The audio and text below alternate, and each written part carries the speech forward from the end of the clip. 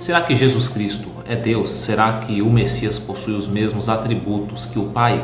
É isso que nós vamos ver a partir deste vídeo, onde nós iremos analisar vários versículos que muitos que negam a divindade de Cristo e até mesmo chegam a vê-lo como uma criatura, utilizam para fortalecer seus argumentos. Então se inscreva, curta, comente e compartilhe. Sem demoras, o primeiro texto está em Marcos capítulo 10, verso 17 e 18, que diz: Jesus ia saindo, quando correu para ele um homem que, ajoelhando-se, perguntou-lhe: Bom mestre, que farei para herdar a vida eterna?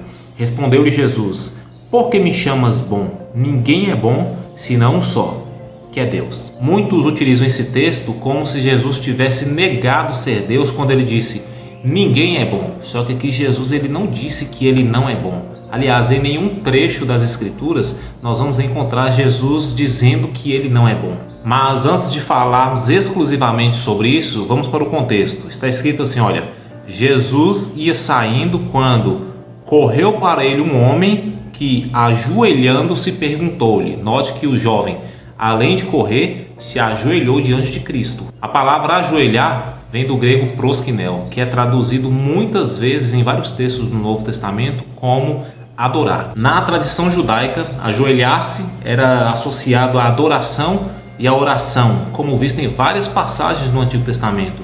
No mundo greco-romano também era um sinal de respeito aos governantes e divindades. Esse jovem sabia que o ato de se ajoelhar era uma prática que deveria ser feita somente diante do único e verdadeiro Deus. Afinal de contas, o próprio contexto sequencial nos mostra que desde a sua infância ele já conhecia os mandamentos, porque ele pergunta a Cristo: o que eu devo fazer para ser salvo? E Jesus diz: no que diz respeito a isso, guarde os mandamentos. E ele responde: olha, desde a minha infância eu já os observo. Então ele sabia que o ato de ajoelhar era algo que deveria ser feito somente diante de Deus. Nós vemos em vários contextos, por exemplo, em Apocalipse, quando João se prostra diante do anjo, o anjo repreende João e diz: não faça isso. Quando Cornélio se ajoelha diante de Pedro, Pedro diz: não faça isso porque eu também sou homem. Agora, nesse contexto do jovem rico, tanto ele quanto Jesus sabia que o ato de se ajoelhar era algo que deveria ser feito somente diante de Deus, pois o próprio Cristo disse a Satanás no deserto: somente ao Senhor adorarás e prestarás culto. Entretanto, nesse episódio, Jesus não repreende o jovem. E ajoelhado, o jovem pergunta a Cristo: Bom mestre, o que eu devo fazer para herdar a vida eterna? Então nós vemos que ao se ajoelhar, Jesus não repreende o jovem, porque o próprio Messias, o Senhor Jesus, sabia que ele era digno dessa honra.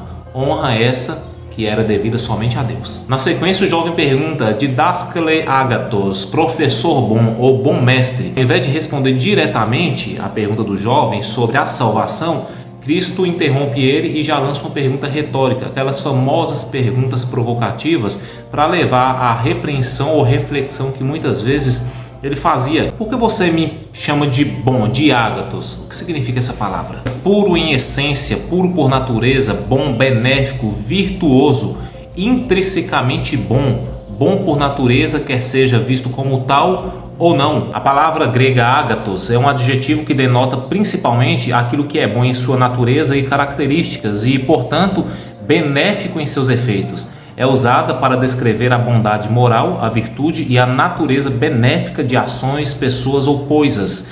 No Novo Testamento, ágathos frequentemente se refere à bondade intrínseca que se alinha com a natureza de Deus e sua vontade. No contexto judaico, a bondade estava intimamente ligada ao caráter de Deus e aos seus mandamentos, como visto nas escrituras hebraicas. Os escritores do Novo Testamento, influenciados pelo pensamento judaico e helenístico, usaram ágathos para transmitir a bondade moral e espiritual que reflete o caráter de Deus. Quando o Senhor Jesus faz essa pergunta retórica ao jovem rico, é como se ele estivesse dizendo: você realmente sabe o que está dizendo?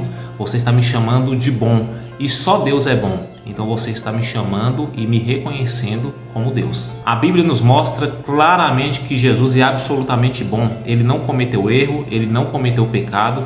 Ele é chamado de puro, inocente, santo, imaculado. Em 1 Pedro 1,19 ele é descrito como um cordeiro sem mancha e sem mácula. Em Hebreus 4,15 é descrito que ele foi tentado em tudo, mas sem pecado. E em 2 Coríntios 5,21 diz que ele não conheceu o pecado. Agora, outro ponto importante: quando Jesus disse ninguém é bom, se ele realmente estava se incluindo nessa totalidade de pessoas, automaticamente ele seria mau, o que impossibilitaria ele concluir o plano da salvação. Então aqui, nesse texto, Jesus não está negando ser Deus. É muito pelo contrário, é o oposto. Ele está desafiando, através dessa pergunta retórica, não somente o jovem rico, mas a cada um de nós a reconhecer sua verdadeira identidade. Visto tudo isso, vou deixar uma pergunta para você. Deus é plenamente bom?